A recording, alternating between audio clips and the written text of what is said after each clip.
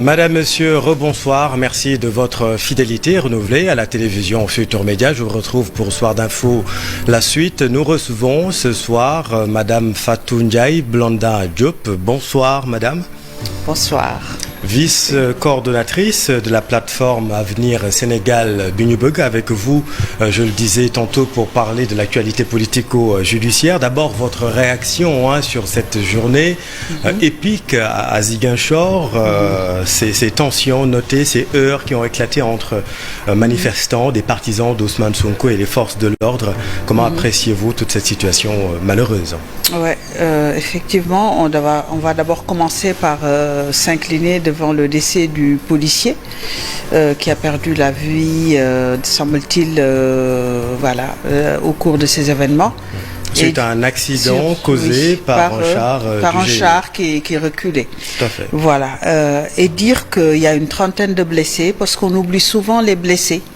Et quand on compte les décès et dans les événements, on compte ceux qui décèdent tout de suite et on oublie les blessés graves et les suites.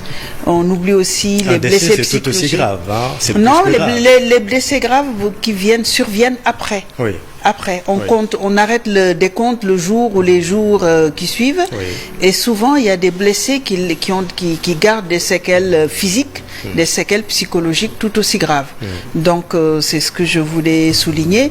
Et pour dire que par rapport à ces événements, on s'attendait quand même à ce que les choses se passent de manière compliquée. Pourquoi ?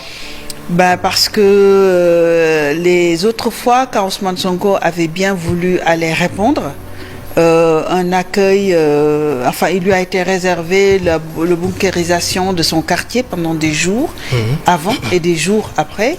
Il lui a été réservé un circuit imposé pour y aller.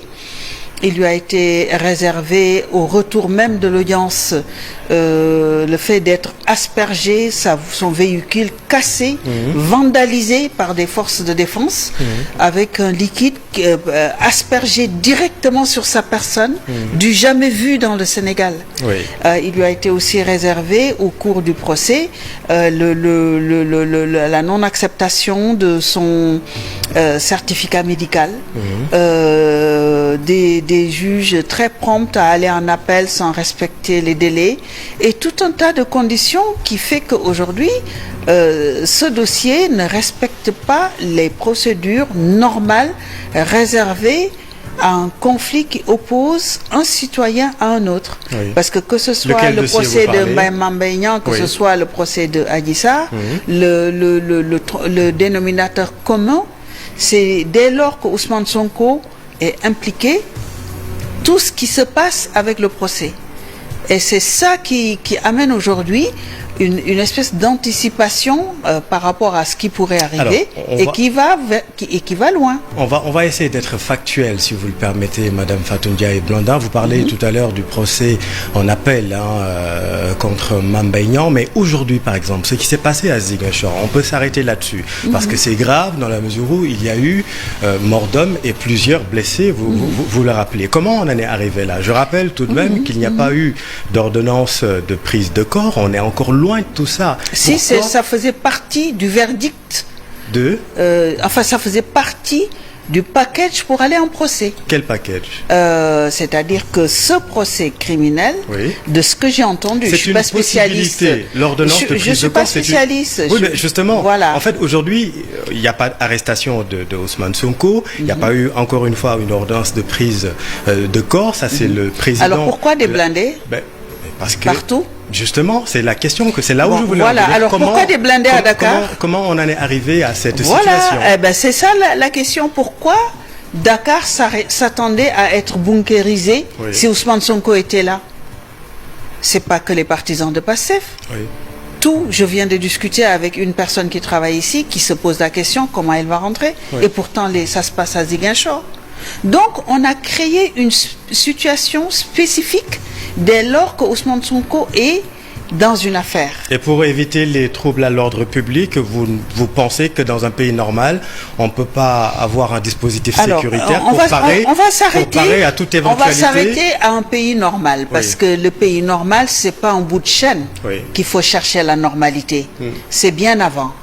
Un pays normal, quand on instruit un dossier, le procureur, on ne vient pas parler du procureur qui rentre dans un PV, des images qui ne font pas partie de l'affaire et qui sont subrepticement introduites dans l'affaire de manière à manipuler les gens. Dans un pays normal, vous parlez de Serigne Bassirou Gueye? Dans un pays normal, quand il y a 14 morts, on mène une enquête de bout en bout. Dans un pays normal, on ne prend pas quelqu'un qui a été impliqué dans la phase d'instruction pour venir être dans le processus en appel. Dans un pays normal, les magistrats, on peut dire que ce pays-là, que ce magistrat-là, ce qu'il a fait, c'est pas normal, parce qu'il est au service du citoyen. Parce qu'aujourd'hui, quand un journaliste fait quelque chose, et on estime que c'est pas normal, on l'embrigade. Mais quand un magistrat ou un juge se trompe, est-ce qu'on va le chercher? Et donc, ce monsieur-là, on ne peut même pas dire que ce qu'il a fait, c'est pas normal. Est-ce que c'est un pays normal? Dans un pays normal, qui est responsable selon vous? Excusez-moi de vous on n'interdit pas. Qui est responsable de la situation? Celui à Ziguinchor, principalement, parce que c'est ça l'actualité aujourd'hui. On ne peut pas décorréler l'histoire de. Non, il faut pas faire semblant d'être de faire comme si cette affaire-là a commencé le 15 mai 2023. Ce qui n'est pas le cas, tout à fait. Cette affaire a commencé en 2021. Il s'est passé beaucoup de choses depuis 2021. Et celui qui analyse et qui veut faire fi de tout ça, donc, écoute... à chaque manifestation, qu'il y ait des morts, pour vous, ça fait partie aussi de la normalité. On ne dit pas ça. On ne dit que ceux à qui on a confié le pays sont chargés de mener les process normalement. Parce qu'on parle de l'histoire. Et ce qui n'est pas le cas, selon vous. Ce qui n'est pas le cas. Il s'est passé 15 jours d'échauffourée à 2 pas de chez vous. On montrait des chants et des danses sur vos chaînes de télévision. Lesquelles chaînes? Qu'est-ce qui s'est passé à Ngor? Alors attention à ce que vous dites, parce que bon, vous avez en face de vous un présentateur de JT, et je peux vous assurer qu'on a passé toutes les informations dans le journal. Donc, nous je vais vous dire que aujourd'hui, en 2023, je veux bien que comme en 1950, on attend 20 heures pour avoir des infos. C'est une façon de faire. Mais aujourd'hui, moi, je vis l'info en temps réel. Mais comme tous les Sénégalais. Je n'attends pas le 20 heures pour l'avoir. Et donc, je suis intéressé quand une chaîne est animée par des gens assermentés qui ont de la déontologie, de savoir ce qui s'y passe, parce qu'il me semble que c'est la source fiable. Si ces gens-là veulent attendre 20 heures pour le faire, je dis qu'ils ne sont pas ils sont pas dans le timing du Sénégal d'aujourd'hui. Et alors qu'est-ce que je suis en train de faire? Je suis tenté d'appeler les gens qui habitent dans la zone pour corroborer ce que je vois dans les réseaux sociaux. Parce que je ne sais pas est-ce que c'est vrai ou pas. Et je dis que ce n'est pas normal dans un pays que cela se passe comme ça. Et pourquoi ça s'est passé? Parce que des journalistes... L'information est traitée en toute responsabilité. L'information est traitée le droit à l'information va... On ne va pas virer sur ce terrain-là parce que c'est pas le sujet. Mais si, c'est ça le problème. Pourquoi les gens subliment? Pourquoi les gens anticipent? Parce que nous avons l'impression que les voies autorisées, les canaux autorisés ne jouent pas le jeu par rapport à ce que le peuple attend. Vous faites allusion Et donc à qui? du coup, non. Par exemple, moi je pense que ce qui se passe aujourd'hui, l'État est interpellé. Vous n'êtes qu'un canal d'information. Ce n'est pas vous qui créez l'information. Mais moi, je pense que quand un pays en est à cet état-là, est-ce qu'il n'est pas important qu'il y ait une communication officielle de la part de ceux qui nous gouvernent? Moi, je le pense. Communication officielle allant dans quel sens? Peu importe. Sur ce qui s'est passé à Ngor, par exemple, puisque vous parlez de ce sujet-là. Ben oui. Ce qui s'est passé à Ngor, il a fallu qu'il y ait mort d'une jeune fille que les gens avaient vu partout dans les réseaux sociaux pour qu'on reçoive les gens de Ngor. Et que tout le monde se disait, mais pourquoi on ne parle pas de ce qui se passe là-bas? Pourquoi? Jusqu'à ce que même des journalistes expliquent qu'ils ne pouvaient pas atteindre, qu'ils étaient bloqués. Vous pensez que c'est normal dans un pays? Et vous pensez qu'on n'a pas suffisamment parlé de l'affaire de Ah Nord? non. Ah non, Vous la pensez preuve qu'on c'est n'a pas que suffisamment parlé de ça? alors Est-ce on que ne vous vous entend maîtrisez plus. toute la Alors on sensibilité ne vous entend plus. En politique qui aspire à gouverner ce pays, chère madame, sans vous faire la leçon, mais est-ce que vous connaissez vraiment toute la sensibilité de la question foncière? J'allais même dire Celui qui en a très bien, la bombe foncière dans ce pays. Celui qui en a très bien parlé et Oui. qui ne l'a pas du tout réglé, Oui. c'est le président de la République. C'est-à-dire? Il a dit lui-même, parmi les questions qui me reviennent, Oui. la question foncière est la plus récurrente et la plus grave. Ensuite, il y a eu une commission qui a été créée Oui. pour étudier ce problème. Ces résultats sont dans les tiroirs. Donc, celui qui est inconscient, c'est pas ceux qui vont venir au pouvoir, s'il faut chercher de l'inconscience. Parce qu'on ne sait pas ce qui va se passer demain. Oui. Par contre, on sait ce qui va se passer demain. Cette situation va aller crescendo. Pourquoi? Parce que nous avons une démographie galopante et que notre pays n'est pas extensible. Non, mais c'est juste pour préciser. Non, mais je veux préciser ma pensée quand je dis. Parce qu'aujourd'hui, vous ne pouvez pas raconter mes rêves. Quand je dis, je ne sais pas. Quand je dis, non, mais je veux juste pour ne pas délirer et parler dans l'abstrait. On ne doit pas, sur la question foncière, dans ce pays-là, très honnêtement, on ne doit pas faire de la politique avec. Je ne parlais pas de la question foncière. Je parlais de ceux qui doivent régler la question foncière aujourd'hui et ceux qu'on juge, est-ce qu'ils sont assez responsables pour le faire demain? Oui. Soyons précis. Allez-y. Je dis qu'on ne peut pas préjuger de ceux qui vont venir, est-ce qu'ils en sont capables ou pas? Oui. Mais ce qu'on peut dire, c'est qu'en tenté, ce qui est fait est insuffisant. ce n'est pas bon.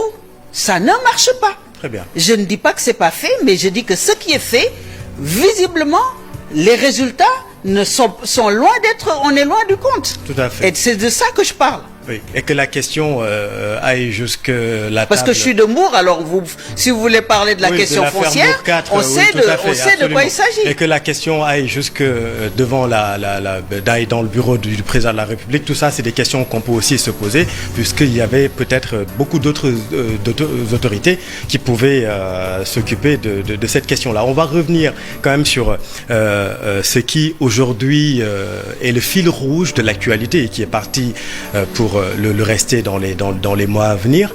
Aujourd'hui, il y a une tension dans ce pays-là. Quelle est la responsabilité de tout un chacun? Parce qu'on est à 10 mois des élections, de l'élection présidentielle. 10 mois, c'est pas 10 jours.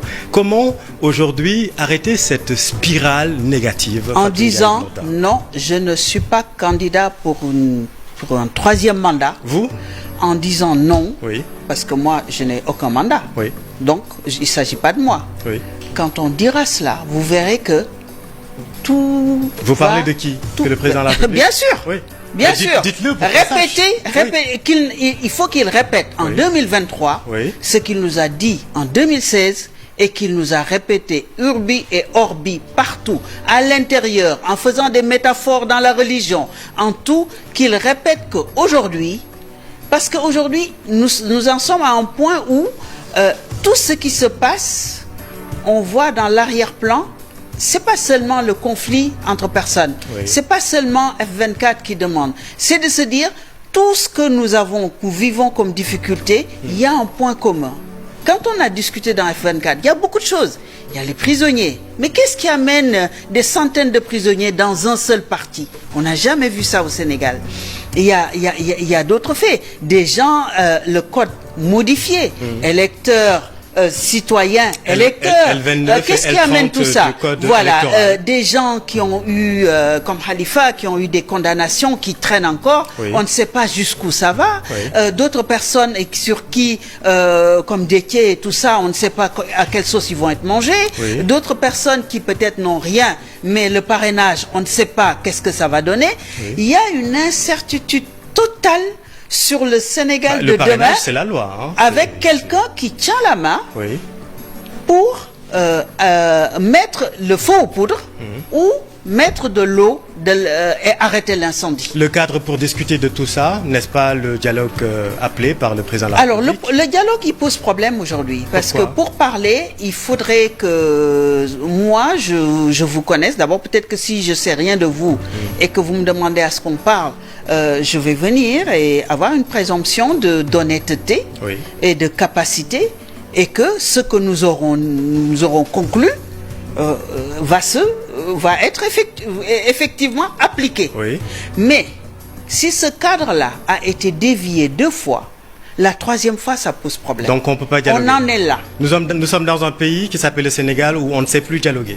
Je n'ai jamais dit ça. Oui. J'ai dit qu'il y a quelqu'un qui a brisé ce précieux, qu'il a réduit à sa plus simple expression. Et par conséquent. Parce qu'en 2021, je prends par exemple en 2021. Oui. Alors on va essayer d'aller vite parce qu'il ne nous reste plus beaucoup de temps, mais franchement j'aimerais qu'on soit concret sur le dialogue parce que c'est quand même extraordinaire. Même ce qui s'est passé, vous parlez de Ngor tout à l'heure, c'est quand même extraordinaire qu'on ne puisse plus dialoguer dans ce pays-là. Mais écoutez, à Ngor, oui. À Ngor, à quel moment on a voulu dialoguer? On est venu... Oui, il y a eu des dialogues préalables. Il y a eu des dialogues préalables. Quand même, soyez... Non, on est venu amener du matériel pour construire, alors qu'on avait commencé à discuter. Oui. Et les gens ont dit, mais qu'est-ce qui se passe? Oui, oui. Et là, tout a viré. Oui. C'est parti en vrille. Oui. Alors, qui est-ce qui doit dialoguer? Tout le monde. On ne sait plus dialoguer. Tout le monde et surtout les politiques. Surtout et vous les politiques. Parce que dans ce pays-là, il y en a que la politique n'intéresse pas, qui ont envie de se lever, d'aller à la mosquée, à l'église, de manger leur thieboudel et de vivre normalement. Je veux bien. Est-ce que vous vous rendez compte que vous prenez un otage? Je veux bien.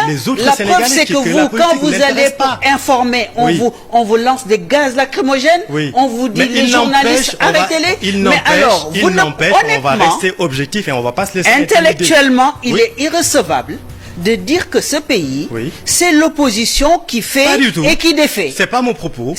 Mais c'est ce que vous dites. Pas du tout, pas du tout. Il y a quelqu'un qui est responsable, qui est payé des milliards, et qui est payé des milliards, qui en fait ce qu'il veut, qui met des dossiers sous le coude, qui met les dossiers du Covid sous le coude, et qui accélère d'autres dossiers. Celui-là est responsable de ce qui se passe dans ce pays, du manque de confiance à la justice, parce qu'il y a des dossiers qui ne sont pas du tout instruits, alors que ce sont les milliards des Sénégalais, y compris des personnes vulnérables. Pas de dialogue, le Conseil constitutionnel non plus. Ce n'est pas moi qui décide. Qu'est-ce que vous pensez du Conseil constitutionnel? Pourquoi vous ne pouvez pas faire confiance au Conseil constitutionnel? Mais parce que M. Macky Sall nous a dit que ce Conseil constitutionnel avait déjà statué sur le sujet. Non, je suis désolé. Le Conseil, c'est un aéropage. Alors, ce sont des gens dotés d'une grande expertise juridique. Alors, vous voulez la paix. Oui.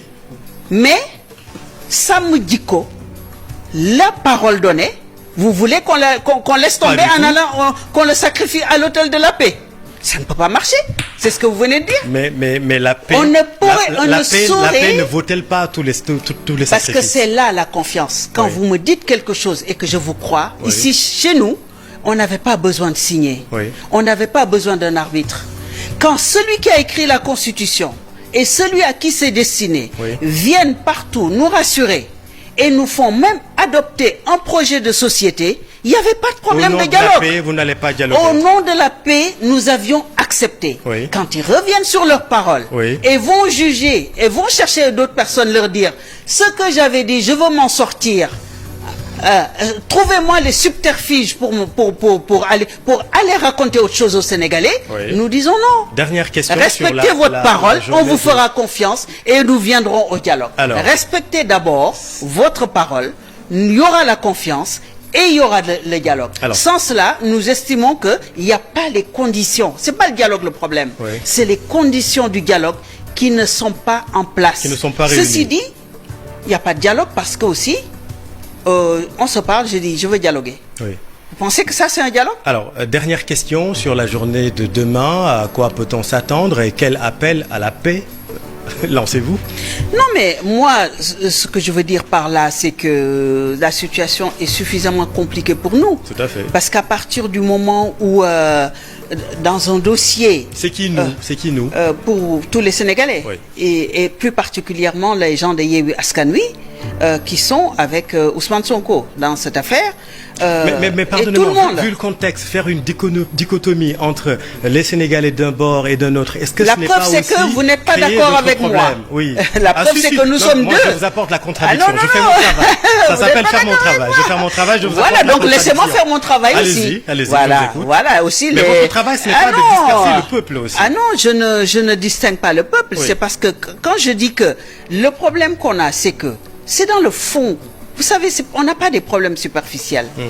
Quand un tribunal refuse un certificat médical, Oui. on a un problème. Quand un dossier est amené à la criminelle, alors que il y a un certificat médical qui disculpe la personne, il y a des propos quand même qui peuvent être interprétés de manière à disculper la personne. Et ces personnes-là, on ne les cite même pas comme témoins pour venir travailler. À partir du moment où il y a tout un domaine, et on le met dans un système où on est sûr que le résultat, qu'il est comme ça. Et entre-temps, on chamboule la magistrature pour baliser.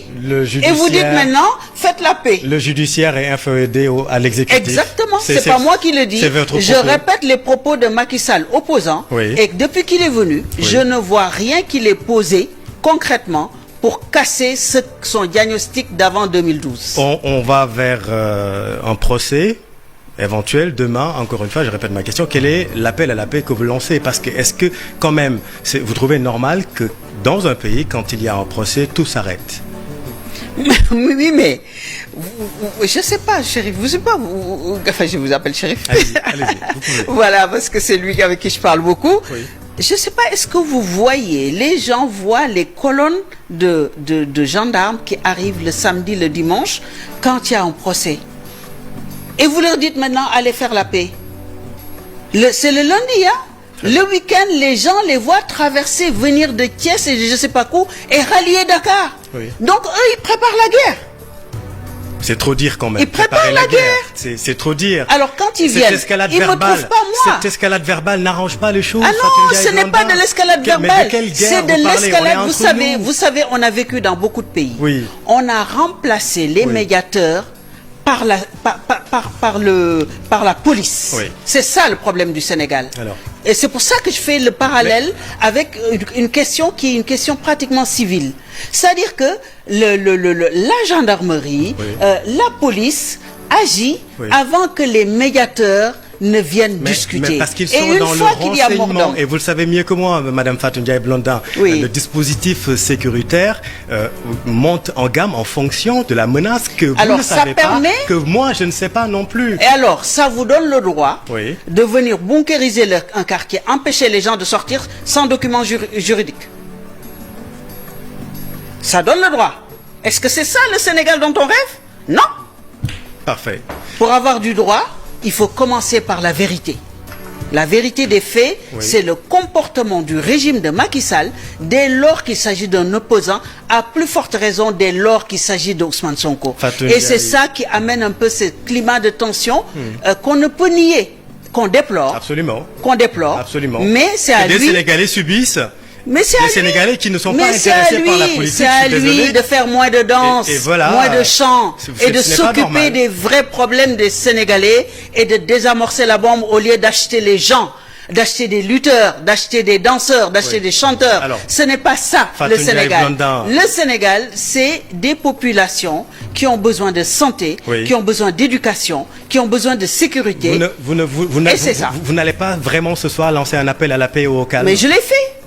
Je l'ai fait. J'ai dit, posez les jalons d'une vérité pour qu'on puisse parler de dialogue.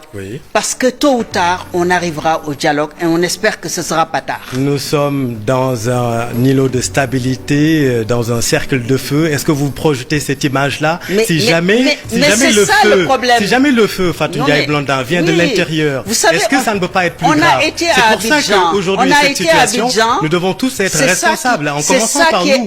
En commençant par nous, les médias. Je suis d'accord avec vous. C'est ça qui est extraordinaire au Sénégal. Vous n'avez pas le droit de prendre un otage. Je dis vous, pas vous, madame. Je sais. Mais les politiques n'ont pas le droit de prendre un otage. Vous savez ce qui est extraordinaire, c'est que le Sénégal compte presque autant de prisonniers politiques que les pays où il y a des terroristes et des djihadistes. Ça reste à vérifier, hein, cher. Voilà. Ça reste à vérifier. Ben voilà. C'est votre propos. Où est-ce que vous avez vu 300 personnes, des professeurs, des médecins, des syndicalistes et tous ceux qui n'ont fait que s'exprimer avant même de leur mettre une inculpation, et même une femme enceinte de 7 mois et demi, on te met on te garde et après on trouve les conditions pour savoir est-ce qu'on te libère ou pas. Très bien. Au Sénégal, dès qu'aujourd'hui vous exprimez votre parole, vous allez rejoindre les prisons. Mais non, c'est trop dit. C'est ça le problème. Ce qui veut dire que vous, donc, ce soir, vous pouvez être arrêté? Mais non. Mais bien sûr. Mais non, mais voyons. Il suffit de le vouloir. Mais voyons. Mais quand on est à TFM, on ne connaît pas ce problème. Ah bon? Ah oui. Mais ce que vous dites est grave. Ah ben oui. Mais ça, ce sont des accusations. C'est pour ça que vous ne savez pas ce que les autres vivent. Et c'est ça qui... Parce que quand on est de l'opposition, on le vit. Moi, je vais vous le dire, il y a un peu de manipulation quand même. Parce qu'aujourd'hui, quand il y a ces blessés dont vous déplorez et ces morts, c'est parce qu'il y a une forte dose de manipulation,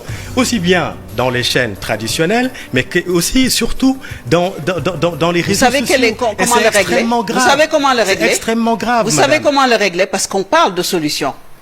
Comment le régler? C'est que quand il se passe quelque chose en Ngor, on laisse les journalistes authentiques entrer et filmer. Oui. Ça règle le problème qui fait qu'une personne comme moi va regarder dans les réseaux sociaux. N'attendez pas 20 heures pour nous dire qu'il y a des morts et des blessés. Dites-nous qu'il y a des tensions, dites-nous qu'il y a des problèmes. C'est ça, on nous montre l'Ukraine. Vous pouvez postuler on nous montre Ngoma. Merci beaucoup. On nous montre Djibouti. Et on ne voit pas Ngor. C'est ça le Sénégal. Vous pouvez postuler si vous voulez à la direction des programmes de TFM. Boubendour vous écoute. Merci beaucoup. Non, mais c'est quand même quelque chose que je lance. Merci beaucoup, voilà, chère merci beaucoup. Madame Fatou Ndiaye Blondin Diop, vice-coordonnatrice de la plateforme Avenir Sénégal Bunyup, qui lance un appel à la paix ce soir sur TFM. C'était un immense plaisir de vous recevoir, c'était très intéressant. Merci à vous, chers téléspectateurs, restez avec nous, vous êtes au bon endroit. Merci.